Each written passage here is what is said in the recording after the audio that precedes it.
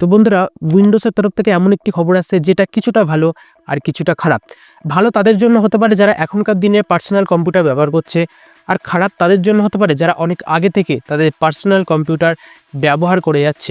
দেখুন, এতদিনের মধ্যে সবাই জেনে গেছে যে উইন্ডোজ 10 কিন্তু অফিসিয়াল আপডেট শেষ হয়ে গেছে, অর্থাৎ উইন্ডোজ মাইক্রোসফটের তরফ থেকে আর 10 আপডেট দেবে না, এরকমটাই জানা যাচ্ছে। তবে এখন যারা যারা উইন্ডোজ 11 আপগ্রেড করে ফেলেছে আর তাদের তো নতুন ইউআই অনেকের তো বুঝতে অসুবিধাও হচ্ছে, এরকমই রিপোর্ট সামনে আসছে। অনেকেই রিপোর্ট করেছে যে উইন্ডোজ 10ই আগে বেটার ছিল এবং সেটা আপডেট অনেক বেশি দেওয়া উচিত ছিল। তো সেটা তো নয়, অন্য খবর গেল। কিন্তু এখন জানা যাচ্ছে উইন্ডোজ 11 আর উইন্ডোজ 12 এই দুটো এখন এজেন্টিক ওএস হতে চলেছে। অর্থাৎ উইন্ডোজ 12 তো আমরা অনেক আগে থেকেই জানি যে সেটা পুরোপুরি এআইয়ের ওপর নির্ভর করতে চলেছে। সেখানে এনপিইউরও একটি বড় ভূমিকা থাকতে চলেছে, অর্থাৎ নিউরাল প্রসেসিং ইউনিট, যেটা এআইকে সাহায্য করবে তার কাজটাকে খুব ভালোভাবে করার জন্য। কিন্তু এখন জানা যাচ্ছে